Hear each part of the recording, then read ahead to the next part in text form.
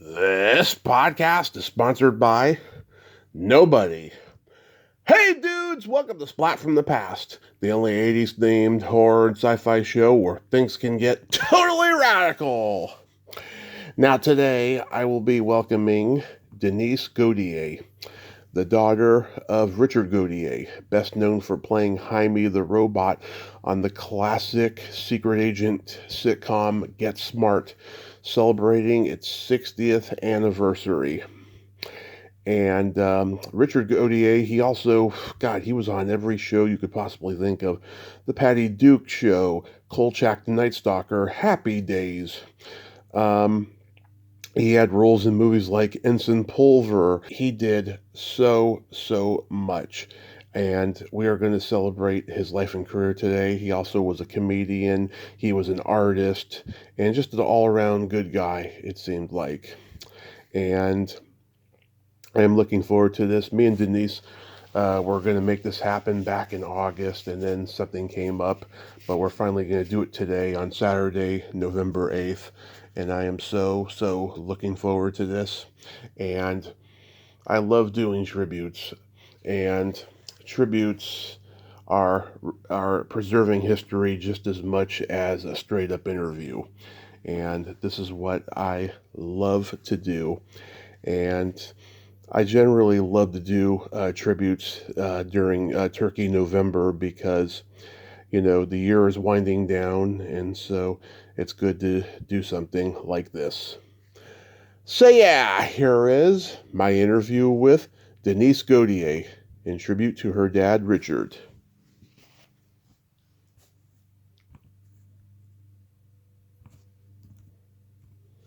Hey Denise, welcome to the show. How are you today? I'm good. How are you this morning? I am fantastic. I'm so glad we could finally make this happen. Thank you so much for coming on today. Yeah, thanks for your patience. Absolutely. So, going back in time, are you the youngest of your dad's children? I am. I'm the baby. Yeah. So you told me on the phone months ago you didn't really know him growing up. Was that until like later you got to know him? Well, he was when my mom and my dad separated. He stayed in New York, and then after New York, he was traveling with the crew on Bye Bye Birdie. So he was all over the place. So I actually didn't even meet my dad till I was like 2.5, 3. Oh, okay. Wow. Yeah, yeah. My sister and my brother were with him during those years because there's 3 years between all of us. Mm-hmm. 3 years between me and my brother, and then another 3 years between my brother and my sister. Mm-hmm. So yeah. So, but you know, I got to know him plenty after that. Yeah. So your dad was born into the business, right? Kind of, sort of. His mom and dad were both in the business in different ways. His dad was a grip at the old MGM studios, Right. and my grandma rather was a wardrobe lady. Yeah. That is the extent of him being born into the business. His sisters and brothers didn't ever get into the business. Just my dad. Yeah, I remember hearing about MGM. Wasn't your dad like on the set of Gone with the Wind or something? I don't know if he was on the set, but I know my grandpa worked on Gone with the Wind and Wizard of Oz. Not, oh man, God, he's lucky he got to be on the set of two really iconic movies. Do you know if he was there for the set of the Philadelphia Story? I don't know about that one. Okay, I love that movie. Yeah. It's one of my favorites from that time. Did your dad know early on that he wanted to act and perform and all of that? You know, I think so because I saw pictures of him dressed up like a girl when he was a little boy.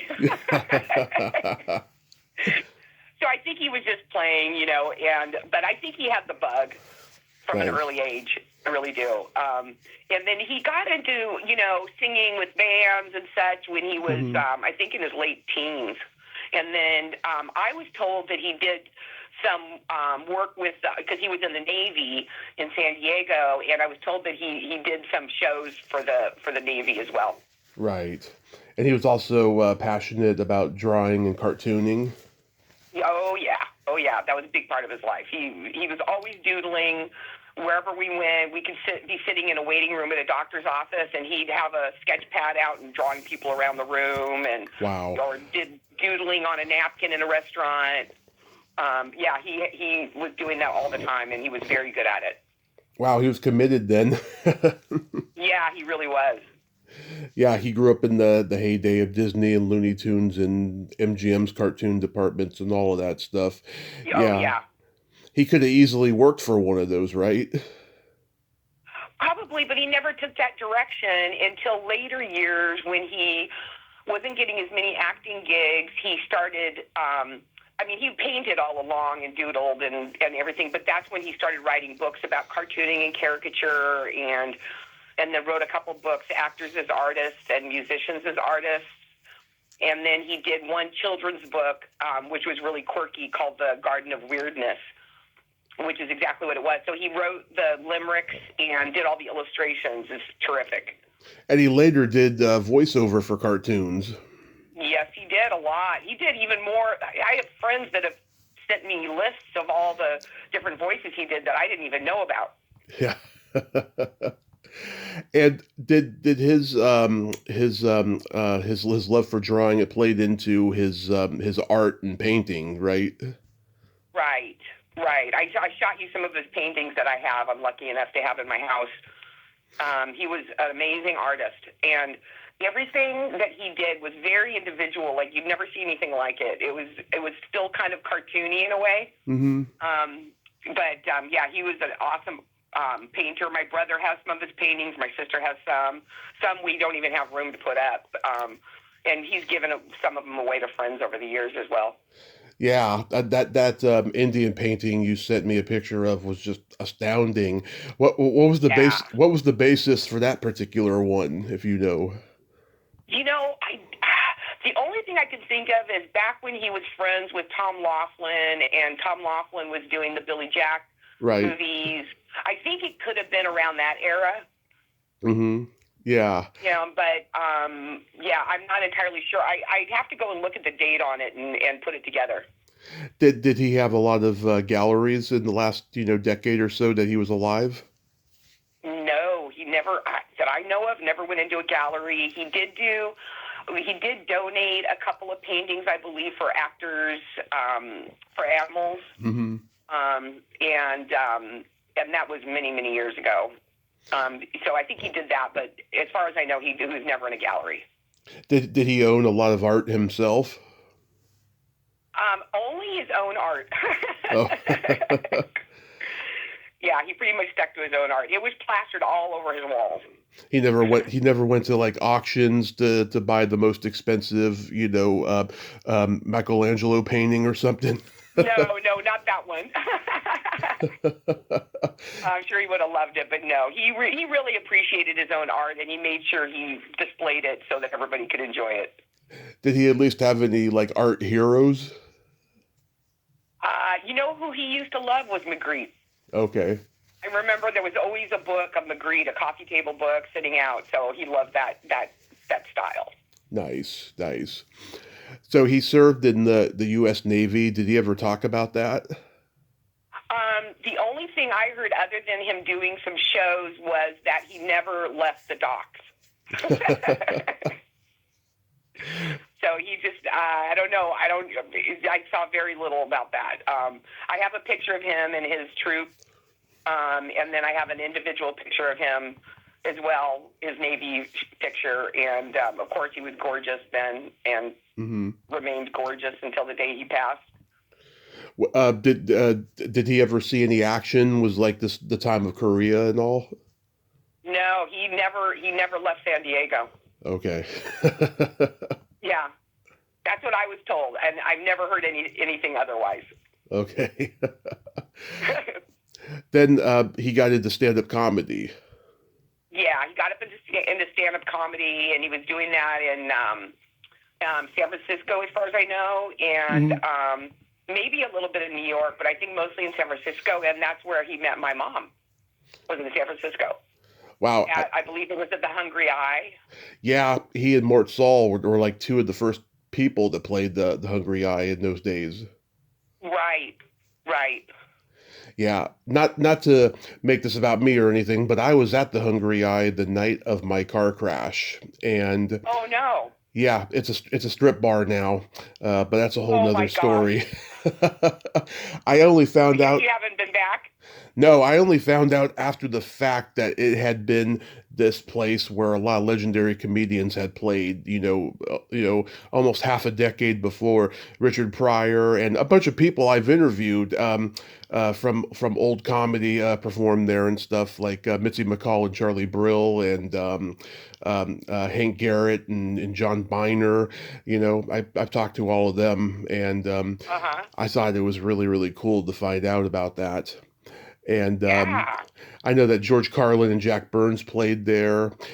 Back then there was no internet. It was a small community, small world. Everybody knew everybody, and Mhm. it was magic. It was like magic in those days Yeah. and Yeah. stuff. I agree. I agree. What a time to live, boy. Yeah, your dad was friends with Professor Irwin Corey. Not that I'm aware of, but I could have missed it.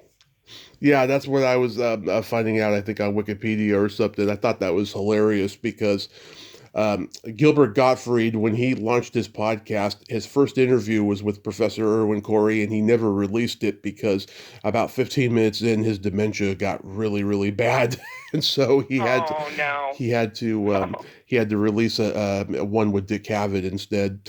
Um, Oh no. Sadly, yeah, but not sadly because Dick Cavett is awesome. Um, Yeah. but wow, yeah, was your dad funny at home? Oh yeah. Oh yeah. He was sometimes embarrassing when I was a teenager.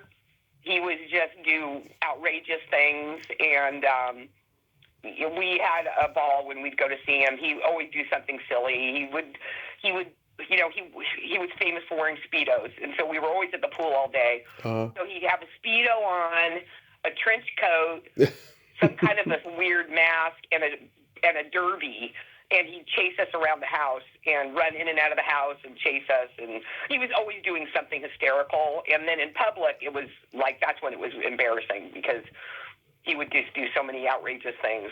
He'd see friends from like when we'd be walking down the street, and he'd hide around corners and then jump out and scare them. And yeah. he was always doing something really silly. And he was also really good at dialects. Uh, So he'd pretend to be speaking Italian or French, which he knew neither, and people would believe him because he sounded authentic. yeah. Did he swear a lot? No, not really. No. No. Interesting. Yeah. You would have thought so. My stepmom did, though. Oh yeah. You talking about Barbara Stewart? Yeah, she had quite a mouth on her. Oh my God, Miss Bunny had quite a mouth on her. Love Yeah, it. she did. She was like what you'd like identify as a broad. She just had Yeah. a big mouth and tell it like it is, shoot from the hip.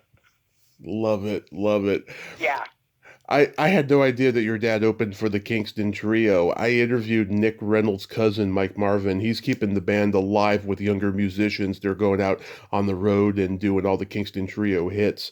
And I also interviewed Ronnie Shell, who also opened for them, and he introduced them on their live albums. And your dad was quoted as saying, "Ronnie Shell is so cheap. When he eats alone, he asks for separate checks." Oh gosh.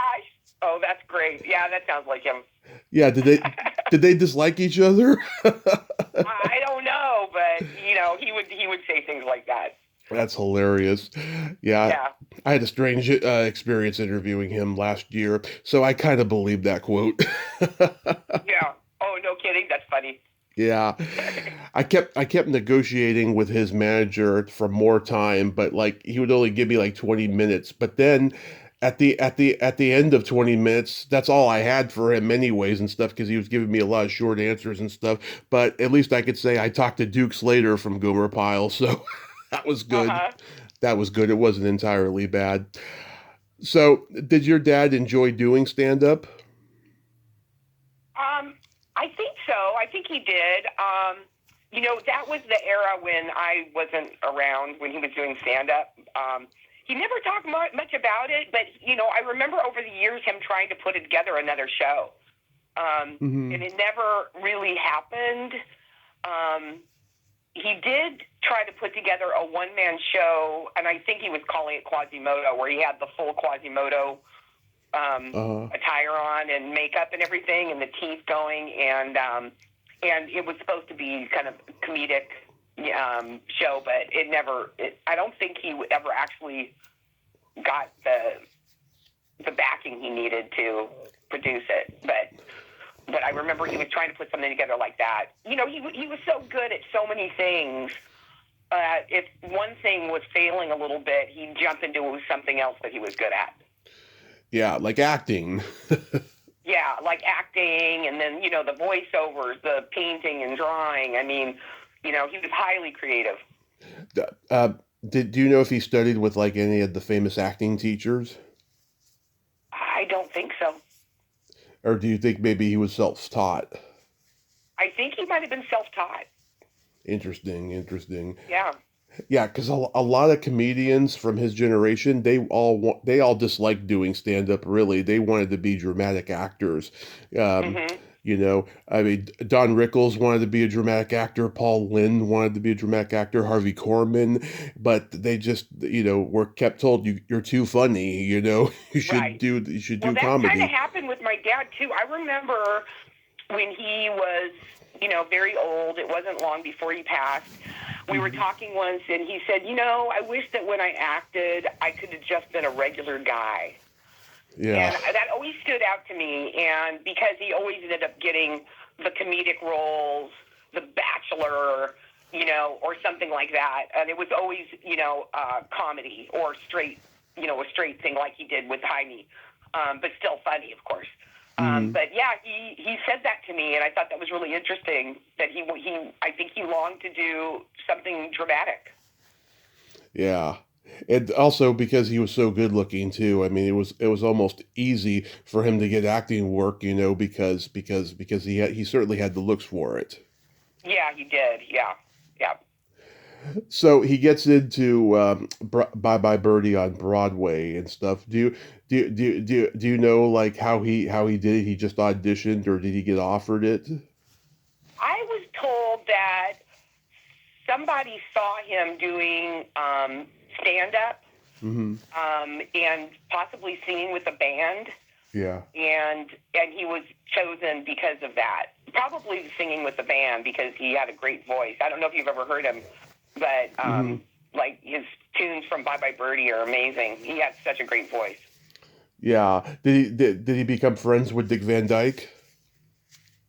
I think they were kind of friendly, but even later, when I was a teenager, Dick Van Dyke actually moved almost right across the street from us in the Valley, and they never talked. Interesting. So I get the feeling that they weren't that close. I never saw Dick Van Dyke come out of his house back then. Interesting. Yeah.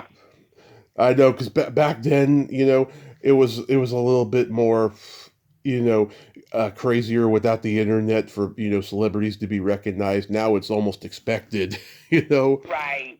Yeah, it's everywhere. I went to my first horror convention, and I found out later after I left that Dick Van Dyke was there hanging out, and I was so upset that I didn't get to meet him, just by walking around. Yeah, I would have loved to meet him too. Yeah, he's going to be 100 like next month. Isn't that crazy? He's still kicking. I see him on Facebook all the time. Yeah, and he's so sharp too, It's like no time has passed. Right. Yeah, that was a great cast that they were in. Cheetah Rivera, Kay Medford, Michael J. Pollard, Tony Mordente, who I got to interview before he passed. Wow. That's a great cast. Yeah, and also, too, your dad and Dick Van Dyke did Divorce American Style later. Yes, they did. That was a funny one. I haven't seen that in a long time. Oh, I used to see it all the time on cable when I was like 8, 9, 10 years old. It was always running on our local UHF station. Oh, funny. Yeah. Funny. Yeah, I'll have to see if I can find that again. Yeah, I think I saw it advertised on Tubi not too long ago, but I didn't have time to watch it. But I would like to go back and rewatch it too, because it is a very Yeah, underrated comedy, you know. for sure. The first movie that your dad did was Ensign Pulver, which is kind of a notorious flop musical movie. Uh And huh. it's got a great cast: Robert Walker Jr., Walter Matthau, Burl Ives, Larry Hagman, Jack Nicholson, Peter Marshall. Um, what do you know if he was friends with any of those guys? My dad and Peter Marshall were very good friends for many, many years. I'm trying to Yeah, remember. he even spoke at my dad's memorial service. He came. Oh, that's nice. Yeah. I'm trying to remember. Did your dad ever do his game shows? Probably. My dad did every game show you can possibly imagine. He Oh, loved games and numbers and words, and so yeah, he signed up for all of those game shows. He was on so many. You know, hmm. I can't even think of all the names of them. Liars Club, Password. Tattletales. Yeah, Tattletales. He and Barbara were, regulars on that one. There's so many game shows. I gotta look Can you for. top this? Yeah, Yeah. I gotta look for if Tattletales is on YouTube for what those two. I gotta see. It must be hilarious. Oh, it is. I have a couple of episodes, I think, that I could probably find if you have any trouble. Oh, thank you. That's awesome. And he did both Gidget and the Flying Nun. Was he friends with Sally Field? I don't think so. I think they just worked together. But, Uh, yeah, I don't think that they were close or anything. But, yeah, I did Gidget, and I remember one Sunday, I didn't even know my dad had done Gidget, and it was this rainy day, and I was watching these old shows, mhm. and there he came on as the dance instructor on Gidget. I was like, what? I didn't even know he did this. Yeah, yeah. Was he a contract player at Screen Gems or any of the studios? I don't know for sure. I don't know. Okay, yeah, because he did so many great shows here. You know, so a lot of people remember him as Hymie on Get Smart. He only did 6 episodes, which I never realized. That's so crazy to think about because he was so memorable. It's like he did more, you know? Right. Everybody says the same thing. It is. He made his mark. That's for sure. Yeah, he did the 1989 reunion movie. Fortunately, he wasn't in the nude bomb. Yes. Yeah. I think he turned that one down. Yeah, a lot of people did. Yeah. It's so hilarious. Yeah. Did he like working with Don Adams and Barbara Feldon? Um. I don't think he and Don Adams or Barbara Feldon got along that well, to tell you the truth. Really? Yeah. I actually met Barbara Feldon again a few years before my dad passed away. We went to an autograph fair Yeah. down in LA, and whatever was left of the cast was there signing autographs, and Barbara Feldon was there, but she never even came down to the other side of the table to talk to us or anything. So I know. she didn't get along with my dad so well. I know. Remember, I told you my experience with her a few months ago. Yeah, that was sad. When Yeah. first she seemed like she's on board to come on, and then she drops a bomb on me. And this year would have been perfect because a movie she was in that I love turns 50. Smile, the beauty pageant movie. Yeah, she's great in that movie. But yeah, that's unfortunate when you find out that certain people didn't get along with each other when they're working together, which Yeah. frequently Yeah. happens, it seems.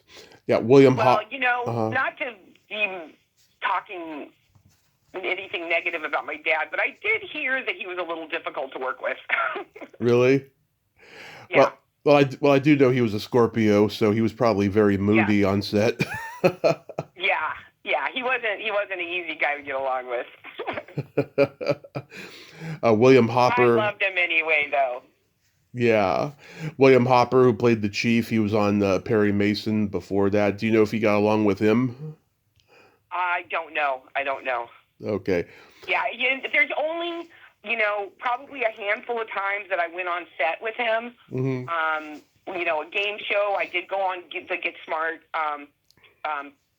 floor once, and I was very young, and probably like 12 or something like that. And then once or twice. Oh, I remember once he did the Woody Woodbury show. I don't know if you Oh, remember that. I didn't know. Oh, yeah, I never saw his show. I know who Woody Woodbury was, though. Yeah, he did that once. I was there with him, and my sister and my brother were there as well. So, yeah, there was just a handful of times I went on set with him. Hmm. And he, like, other than the people that would come to our house or we go to their house, a lot of the people that he worked with, Hmm. I don't know if he had friendships with them. Some of his close friends were, like I mentioned, Peter Marshall, Tom Laughlin, Right. Dave Madden, Yep. a couple other guys that were comedians, and Phyllis Diller came over our house once or twice, and Joan Rivers, Uh-huh. and Joanne Worley, Oh, boy. Ruth Buzzy. It's never a dull moment with those That's two. a handful of people that I can remember off the top of my head that actually came over and hung out. Yeah. Little Lucy, he was good friends with Big Lucy. I never met Big Lucy, Uh-huh. but he was good friends with Little Lucy and her husband, her first husband. Oh, Desi. Oh, Philip was his name. oh, yes. Oh, I can't, it's escaping me right now, but I know who you're talking about. I had little Lucy Bill on this. Vanderbilt. Yes, I had little Lucy on this summer, and it was pretty cool. Yeah, I'm sure it was never a dull moment though with Joanne Worley coming over. Yeah, we used to run into her a lot when we'd go to like the Guild and see a movie, a new release or whatever. She was always there, and a couple of others. But yeah, we'd run into her quite often. They were in the same circle, it seemed. Yeah, I used to watch Get Smart on Nick at Night as a kid, and I'll never forget this one promo. The announcer was talking so dramatically. He was like, tune in to Get Smart and learn how to do the Hymie hop. Oh, no way. Oh, my Yeah, gosh. yeah, I remember that so well. I remember there was one episode of Get Smart where your dad stuffed a whole hot dog in his mouth. Well, that's kind of funny because he became a vegetarian. Oh, yeah. Maybe that's what did it for him. Well, back then, whenever you saw a show with cops, they're always eating hot dogs or donuts. Right, right. Still, nothing's changed, really, has it? No, that's why so many of them are out of shape. you know. Yeah, exactly. And his hair on that show looked very artificial, like a robot. Was it like a wig or something? No, that was his hair. Wow, they did a good job of making it look so shiny, like it's like he's a toy. Yeah. Well, did you ever see When Things Were Rotten? And When Things Were Rotten, they had him grow his hair out, and then they dyed it like red or auburn. It looked really funky.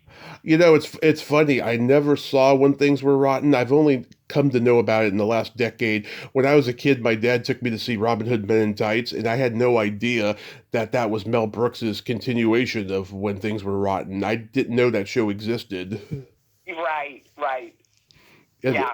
yeah, Yeah, it was funny. I went on that set once, too. That was a lot of fun. yeah. Mel Brooks was a funny guy. Yeah, he was funny. He would go over to Tom Laughlin's house, him and his wife, and then once I went over there, and Gene Wilder was there with Gilda Radner, Hmm. and Charlton Heston was there, and a bunch of people. But I was just a kid, so it was a little intimidating, Yeah. Phyllis Diller would go over there, the Van Patten family, because they played tennis, so it was like everybody was playing tennis. God, that's so That was cool. their thing back then. Yeah, that's so cool that they all hung out and everything. Yeah, Like I said, everyone knew each other. It was a small community of people in Hollywood in those days. right, right. Yeah, it was a lot of fun. Really great memories. Yeah, so he had a Wish I had couple. more pictures of all of his friends. Yeah, maybe some will resurface from their personal collections. you know, Maybe. you never know. Now he starred in a couple of short-lived shows. He had Mr. Terrific, and then when things were rotten and stuff. Like I don't know. Do you think like I don't know? He had trouble, finding the perfect vehicle for himself to be on a long-running show. Yeah, and I think that there was also a lot of competition as Hmm. far as other things that were on at the time. Like I can't remember if it was when things were rotten, but all of the family was playing against one of the shows he was on, and everybody was watching All in the Family. So it just didn't last. Yeah, yeah, there was a lot of competition. There were so many shows back then, Yeah, and also, there were people who got caught up in the TV trap. And back then, you couldn't be a movie star and do TV. And if you were doing TV, you were in B movies or made for TV movies or something. exactly, It was a exactly. weird, Yeah, yeah, it was a weird landscape back then. Now all the movie stars are doing TV or streaming now. yeah. I know they're everywhere. Yeah, or commercials. Exactly, commercials. Yeah, Hmm. back then, people began their careers in commercials. Yeah, yeah. Now it's hard True. now it's hard for working actors to make a living in commercials. It's just so strange how that pendulum swung. Yeah, yeah. It's gone completely the other direction. He did a great episode of the Patty Duke show where he played a trumpet player. Uh huh. Did he ever talk about that? No, but I think I have some pictures from that one. Yeah. Yeah, I'm a big Patty Duke fan, and that was a cute episode, I remember. Yeah, I remember seeing it. It's been years though. I remember he did an episode of the Mary Tyler Moore Show where Lou Grant tells Mary to fire him as the weatherman. Right, right. Yeah, I just saw that one not long ago too. Somebody sent it to me. I get a lot of friends that are watching, TV Land or whatever, whatever they're watching, and they'll Yeah. send me messages and, hey, your dad's on this right now or whatever, and so I try to catch up.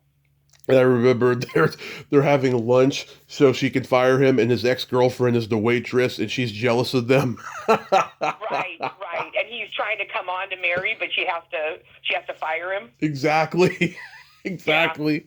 That was such a well-written sitcom. I loved it. yeah. Oh, I loved that show. I did too. Yeah, one of my faves. I forgot he was on Kolchak the Night Stalker.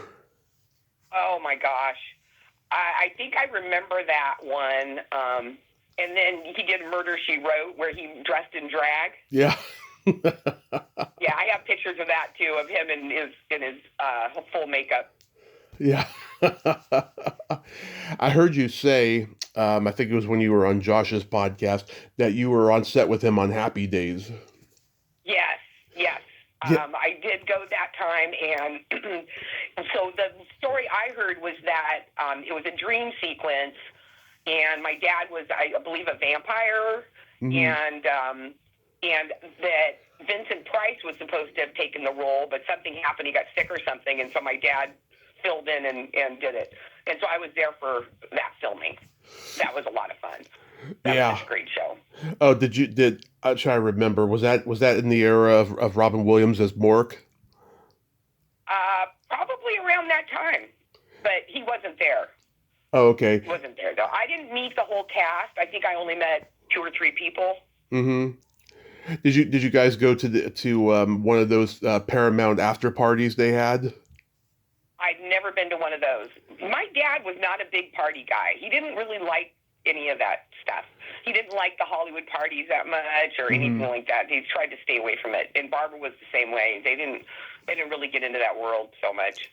They Yeah. had their close friends and they'd play tennis and see movies and they'd go to the Magic Castle with some of his buddies. I think I mentioned that in that other podcast too, where he had his close friends, Dave Madden and some others. Hmm. And I wish I could remember all the names of the people that went with him because you probably know them, but I just don't remember the names off the top of my head. I'm sure. I'm But sure. yeah, he stayed pretty close to, close with his good buddies and didn't get into the whole Hollywood scene so much. If he went to the Magic Castle, I'm sure he knew Carl Ballantine. He could have. Yeah, I'm friends with his daughter Sarah, and Oh, okay. she still works at the Magic Castle. So Oh, cool. yeah. Yeah, the Paramount, yeah, they would have after parties with all the lot sitcoms, and Robin Williams and Andy Kaufman would show up, and it was so unpredictable. You never knew what they were going to do because Oh my gosh, I'm sure they would just they go were both right nuts. right into character. Yeah, Right? and No, they were both great. they were so legendary, and all those people in those sitcoms, they all stayed friends and like worked together in movies when their careers moved beyond television. Yeah, Right, it, right. I it love it. yeah, it's another wonderful thing about old Hollywood. Yeah. So how did his friendship with Tom Laughlin begin? Um, I'm not sure how it began, but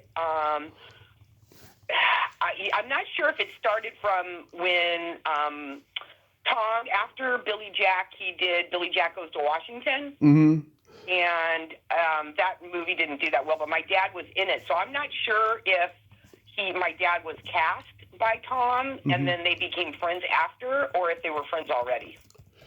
Yeah, Lucy Arnaz was in Billy Jack Goes to Washington. I was gonna bring it up, but I don't know. A lot of people have told me that Tom wasn't the easiest guy to work with either. Oh, that's interesting.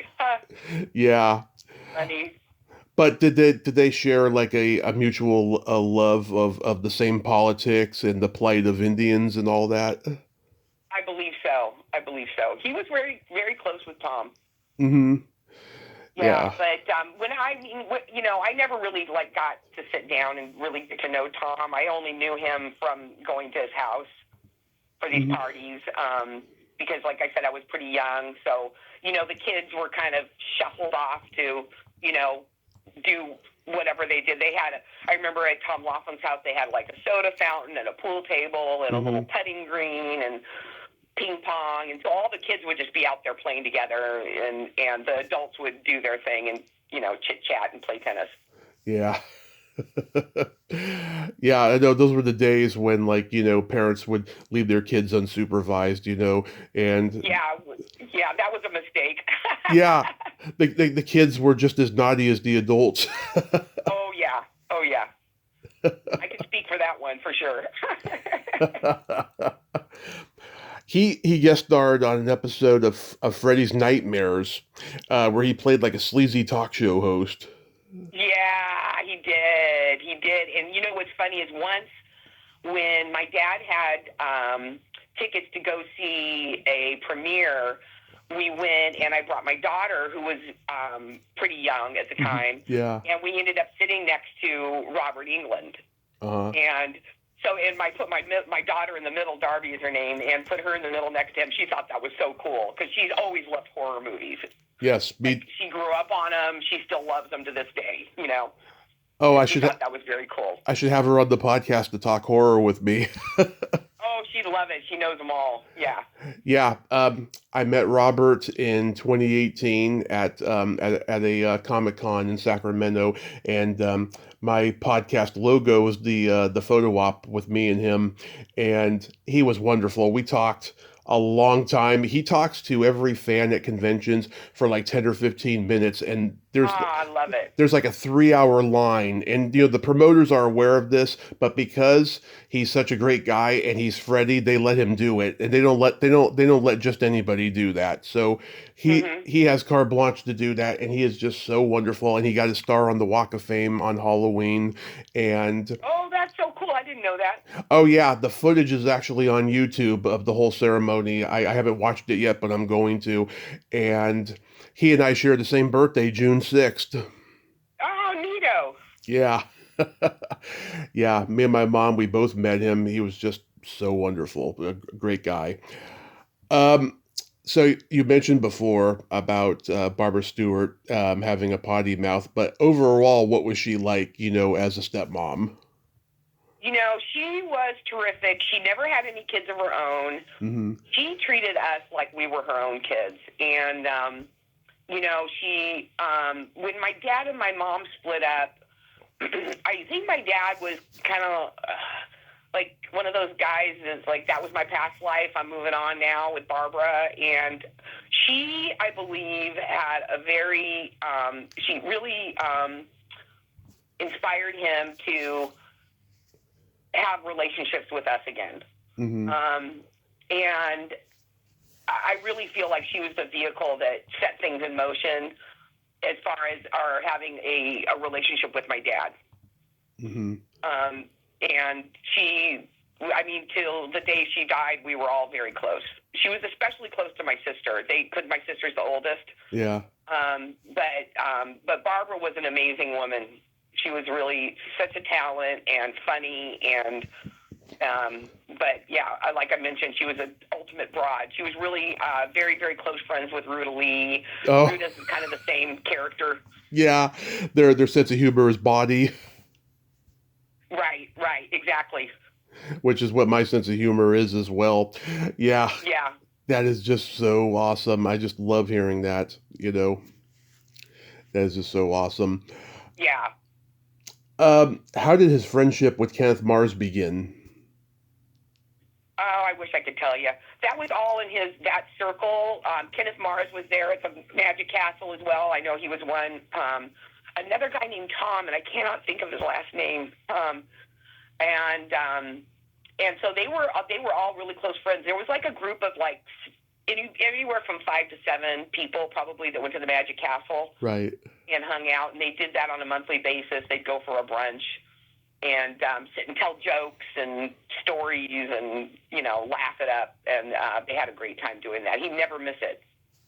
Yeah, I had Susanna on last year, and she was shocked how much I knew about her dad's work. I was like, yeah, he was just one of those talented comedic guys that I just loved in everything I ever saw him in. Yeah. He was so great at playing snobs and playing authority figure types that were just moronic. I love that character he played in the Producers. He's the producer who used to be a Nazi. Uh-huh. Yeah. He was just such a funny guy and stuff. She told me that my dad only hung out with funny people. Yeah. She told me that after she worked with Chevy Chase in the first Fletch movie, they like sent each other Christmas cards every year until his death. Oh, cute. Yeah. That's great. So when did your dad's health start to decline?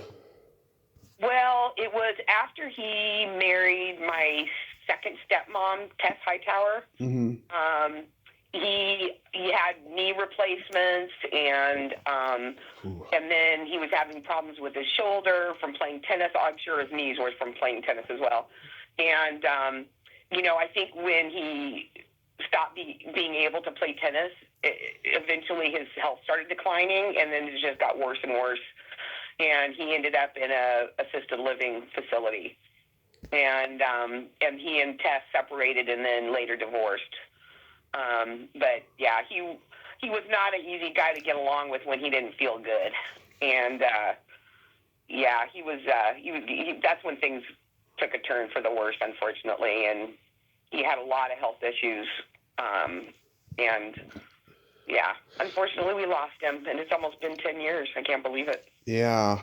Did he just stop taking care of himself? Was that the problem? Yeah. Yeah.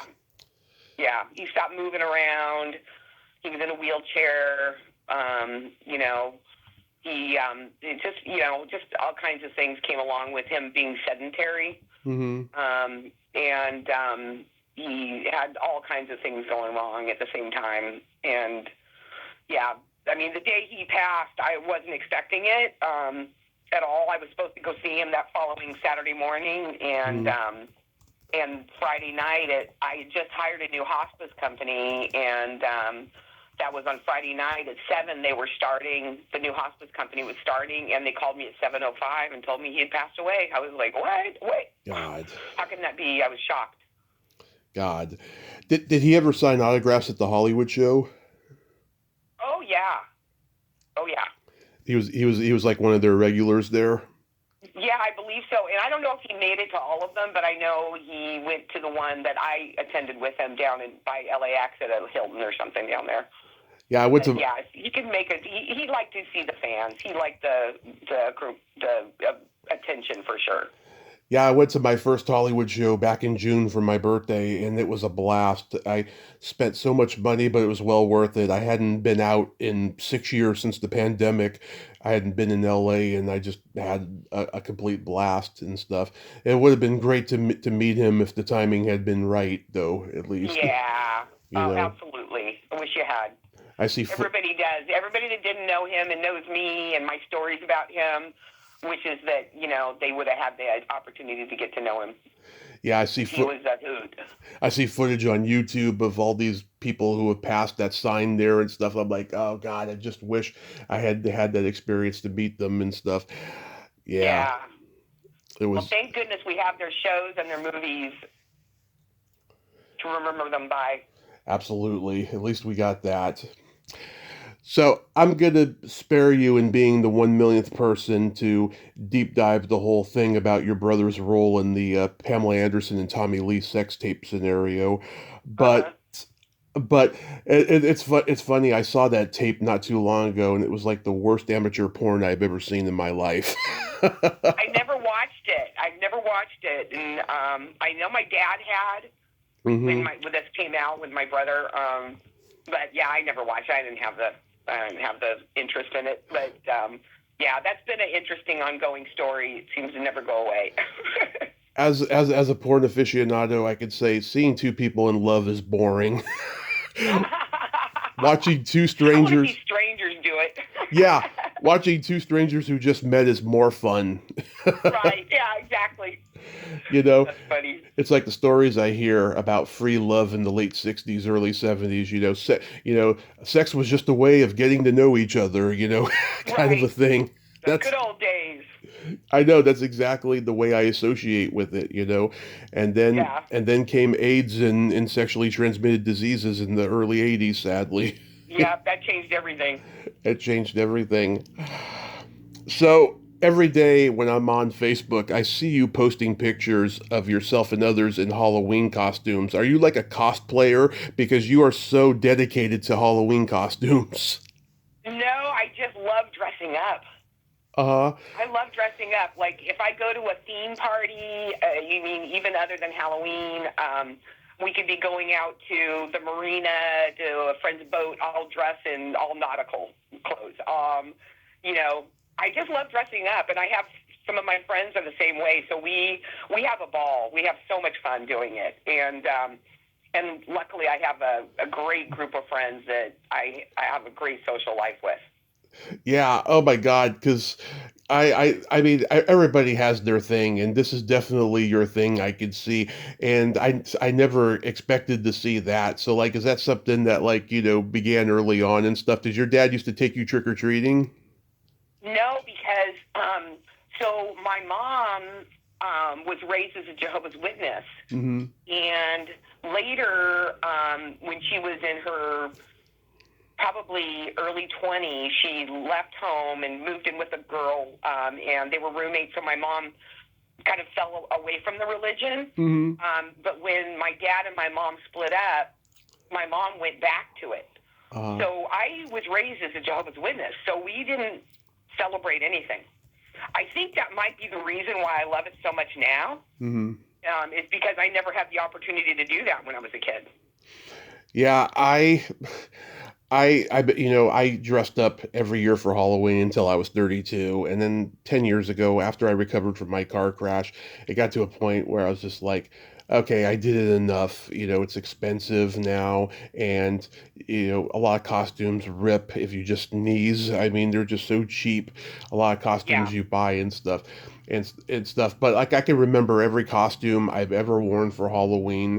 I used to go to this legendary novelty store slash costume store in Redwood City, California, called the House of Humor. It's been there for forever, and I used to buy really cool Halloween costumes there every year, and it's a wonderful, wonderful place to buy Halloween costumes.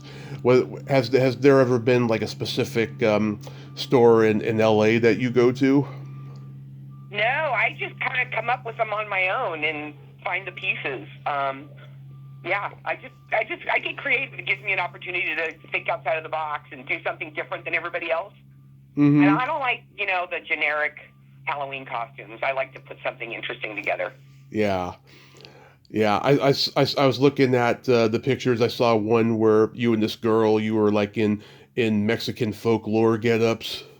Yeah, that was a Cinco de Mayo party. That was actually my birthday / Cinco de Mayo party last year.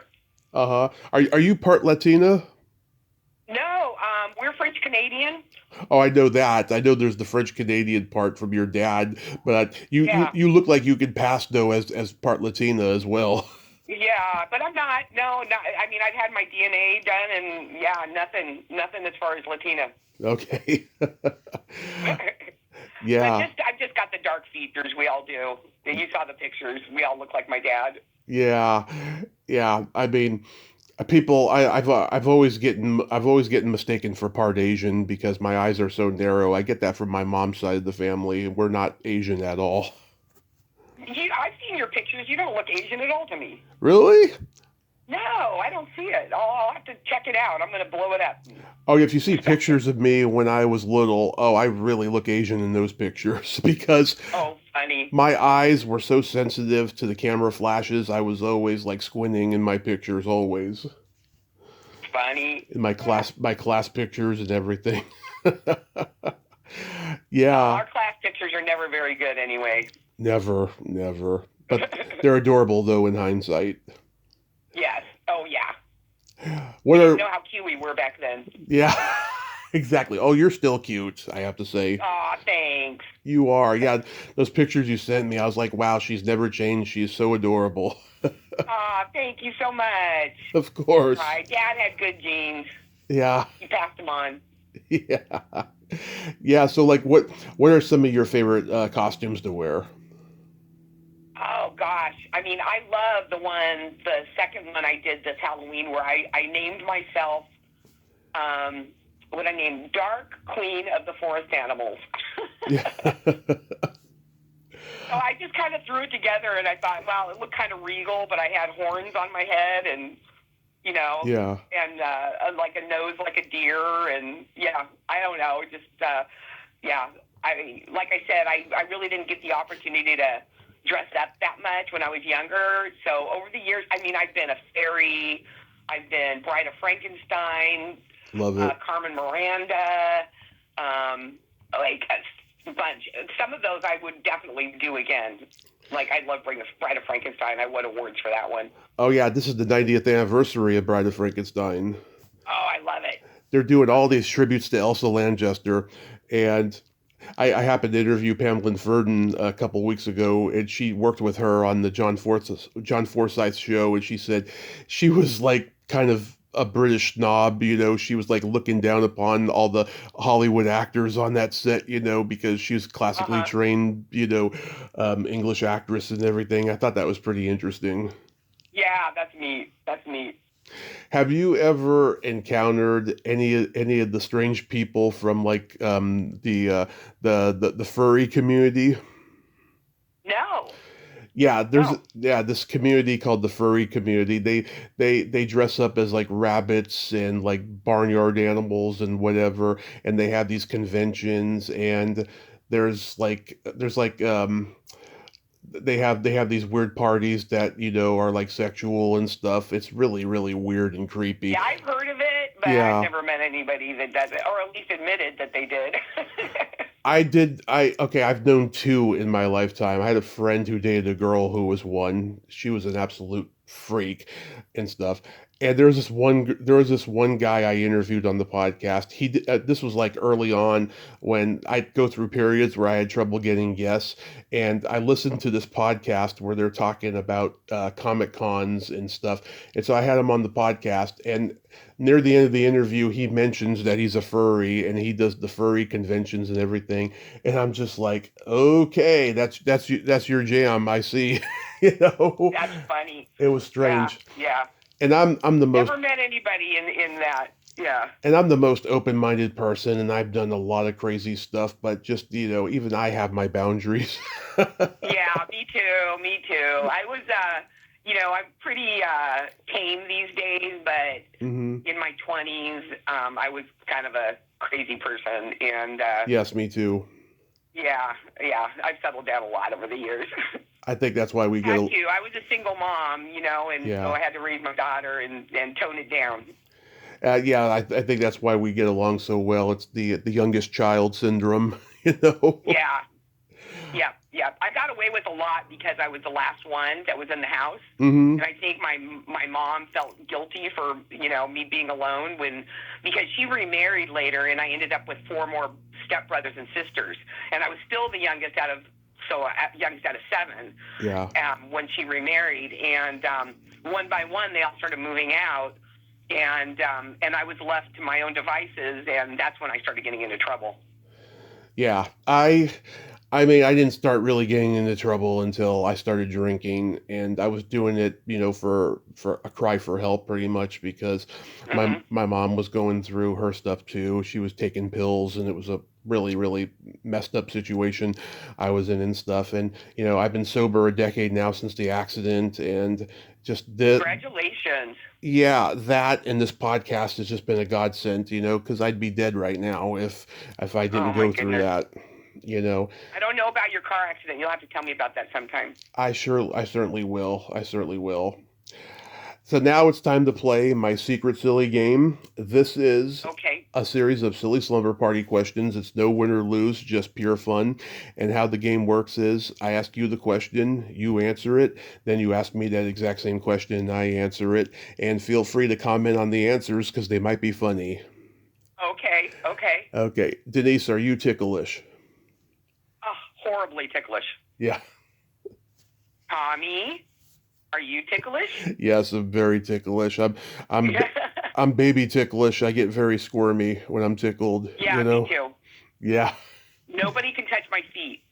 Like, I can't touch the bottoms of my feet. I cannot touch the bottoms of my feet. My soles are very ticklish. I went to get my feet checked recently because I'm diabetic, and the doctor, he was a gay man, and he flirted with me by like giving me what he called a tickle test, and my mom was in the room with me. She was laughing.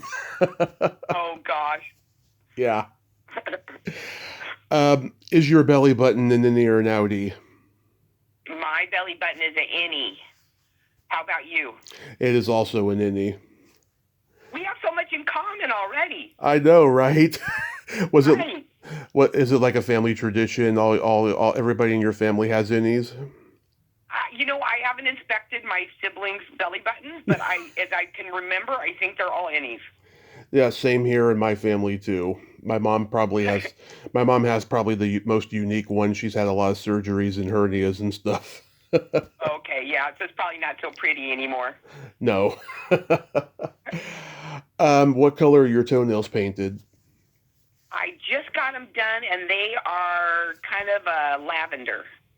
Wonderful, wonderful. Did you paint your toenails? I've been painting my toenails since I was 13, and Really? yes, and right now they are brown with a clear coat over them, and it's for Thanksgiving color, brown. Oh, I love it. I love it. That's great. Yes. What would you say is your best personality trait?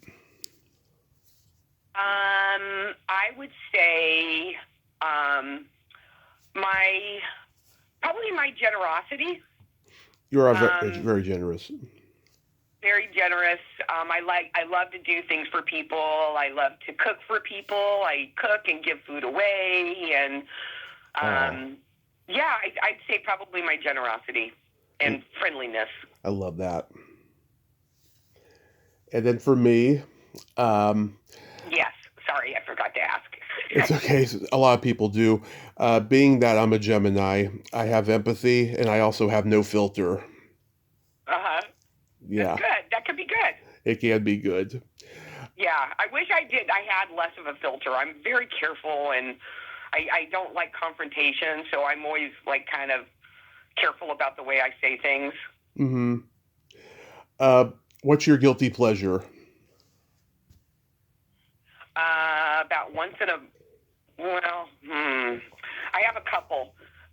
One is I still like to have a Big Mac meal about once a month, Mm-hmm. and then there's a place called the Hack here in Southern California, where they make the best like pastrami and barbecue beef sandwiches. And I get like cravings for them. Right now, I haven't eaten yet today, and my mouth is watering thinking about it. I haven't eaten today yet either. I'm diabetic. I got to eat after we're done. That is so awesome. Yeah, I love a good barbecue sandwich. Yes. So, but my guilty pleasure is I love eating pizza and watching a raunchy sex comedy movie, Oh, funny. like Animal House or something. Oh, yeah. That's great. That's great. If if you could have I love anything, pizza too. yeah, if you could have anything named after you, what would it be? Probably another grandchild. Oh, But right now, there's just one. I have one granddaughter. oh, I would love it if my daughter did decide to have another child, if she'd name, like, even give a middle name of my name. That would be nice. oh, I love it. And then for me, I'd like to have a vibrator named after me. What size would this vibrator be? I get asked that a lot. It doesn't matter to me. It can be a pocket one. It can be a large one. It don't matter. Okay. All right. You just want one named after you. Got it. Yeah. That's funny. I would call it the Tommy Chatsy. Oh, no. And then my favorite question, is there a stinky smell that just makes you gag? Tar. Tar is nasty. Whew. I hate the smell of tar. How about you? Either farts or feet. Oh, those are bad too. Very bad. I call them the classics. Yeah, right. Yes. Denise, thank you so much for finally coming on today and doing this. Thanks for having me, Tommy. It was a lot of fun. Yes, and I want to be friends with you because we have so much in common, and we'll have an unrecorded talk, and I'll tell you about my accident and everything else, and You got it. we'll do some youngest child relating, you know. Yeah, sounds good. And I hope you have a happy holiday season with your family. Be safe and see you on Facebook. You too. Thanks again, Tommy. Have a nice day. My pleasure. You too. Bye-bye. Bye-bye. Well, there you have it. Denise Gautier, ain't she a sweetheart? Oh my God, I just love her energy. She was right when she told me on Facebook she was a hoot, because she is a hoot. And wow, we have so much in common. We're the youngest child in our family. So I can't wait to have more conversations with her. Well, until next time, this is Tommy Throwback Kovac saying, there's no shame in living in the past because the present sucks. Later, dudes. Power. I'm losing power.